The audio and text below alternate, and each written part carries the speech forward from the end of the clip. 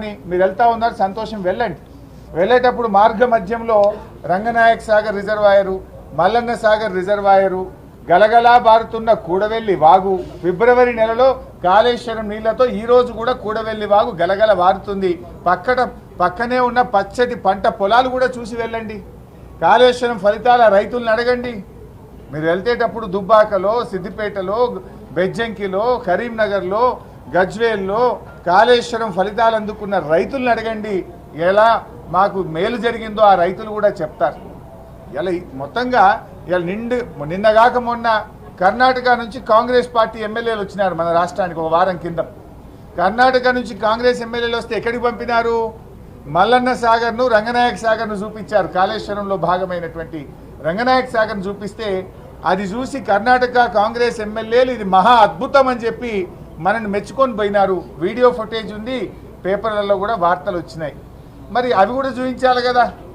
కేవలం ఒక మేడిగడ్డ దగ్గర జరిగిన దాన్ని పట్టుకొని మీరు కోడిగుడ్డు మీద ఈకలు బీకి రాజకీయంగా ఏదో 4 ఎంపీ సీట్లు రావాలనో, రాజకీయంగా లబ్ధి పొందాలనో, మా మీద బురద జల్లాలని చెప్పి ఒక ప్రయత్నం మీరు చేస్తూ ఉన్నారు. అసలు మీ ప్రభుత్వం ఫెయిల్ చేసినారు. ఆనాడు తమ్మిడిహట్టి దగ్గర మీరు ప్రాజెక్టు ప్రతిపాదిస్తే అది చాప్రాల్ వైల్డ్ లైఫ్లో శాంక్చురీలో ఇరుక్కపోయింది. 2007లో మీరు ఆనాడు ప్రాణహిత చెవెళ్లకు ఆలోచన చేసి జీవోలు ఇస్తే 2014 దాకా మీరు అధికారంలో ఉన్నారు. 7 ఏళ్ళు మీరు అధికారంలో ఉండి ఎందుకు మీరు అనుమతులు తేలేదు? ఎందుకు మీరు తమ్మిడిహట్టి దగ్గర బ్యారేజ్ కట్టలేదు? మహారాష్ట్రలో కాంగ్రెస్ ప్రభుత్వం, ఆంధ్రప్రదేశ్లో కాంగ్రెస్ ప్రభుత్వం, ఢిల్లీలో కాంగ్రెస్ ప్రభుత్వం, 3 చోట్ల కాంగ్రెస్ ప్రభుత్వం ఉన్న 7 ఏళ్లలో కనీసం ఆ ప్రాజెక్టుకు మీరు అనుమతులు కూడా ఎందుకు తేలేకపోయారో ఇవాళ ప్రజలకు సమాధానం చెప్పాలి. ఆనాడు అసలు నీళ్లు లేని చోట మీరు బ్యారేజీని ప్రతిపాదిస్తే దాన్ని రీఇంజనీరింగ్ చేసి సెంట్రల్ వాటర్ కమిషన్ సూచనల మేరకు నీళ్లున్న చోటికి దాన్ని మార్చి ఇవాళ 3 ఏళ్ళు నీళ్లు ఇచ్చి చూపించాం మేము. 3 సంవత్సరాలు పంటలు బండినాయి. ఇవాళ ఎస్ఆర్ఎస్పి స్టేజ్ 2లో బారినాయి కాళేశ్వరం నీళ్లు, ఎస్ఆర్ఎస్పిలో బారినాయి కాళేశ్వరం నీళ్లు, ఉమ్మడి మెదక్ జిల్లాలో బారినాయి కాళేశ్వరం నీళ్లు, కరీంనగర్ జిల్లాలో బారినాయి కాళేశ్వరం నీళ్లు, ఎస్ఆర్ఎస్పి రివర్స్ పంపింగ్ చేసి శ్రీరామ్ సాగర్ ప్రాజెక్టుకు చేరినాయి కాళేశ్వరం నీళ్లు. దాని ద్వారా కోట్లాది రూపాయల పంట బండింది, 3 కోట్ల మెట్రిక్ టన్నుల వడ్లు బండినాయి. నిజాలు చెప్పకుండా కేవలం ఒక సంఘటనను తీసుకొని మీరు బురద జల్లే ప్రయత్నం చేస్తున్నారు. మీరు ఇప్పటికే 5 మంత్రులు పోయినారు, విజిలెన్స్ టీం పోయింది.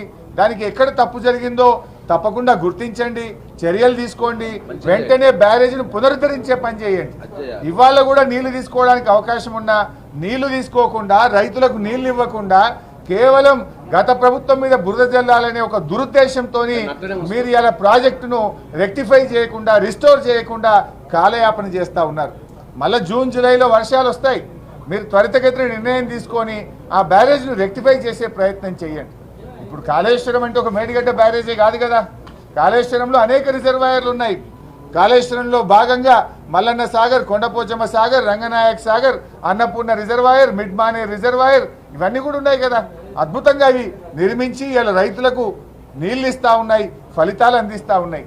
కానీ మీరు ఒకే ఒక మేడిగడ్డకు తీసుకువెళ్ళి ఒక చిన్న సంఘటనను భూతద్దంలో పెడుతున్నారు. ఎస్, దాని మీద ఎంక్వైరీ చేయండి, మేము వద్దంటలేం.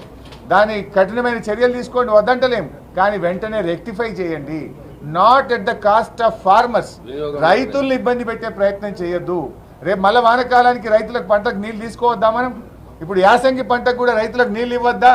కానీ మీరేంటంటే రైతుల్ని ఇబ్బంది పెడుతున్నారు. రాజకీయాల కోసం రైతులకు నీళ్ళు ఇవ్వకుండా చేసే ప్రయత్నం చేస్తున్నారు.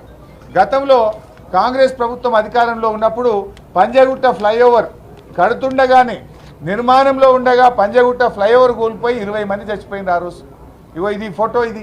మరి ఆనాటి ప్రభుత్వంలో కూడా ఫ్లైఓవర్లు కూలిపోయినాయి కదా.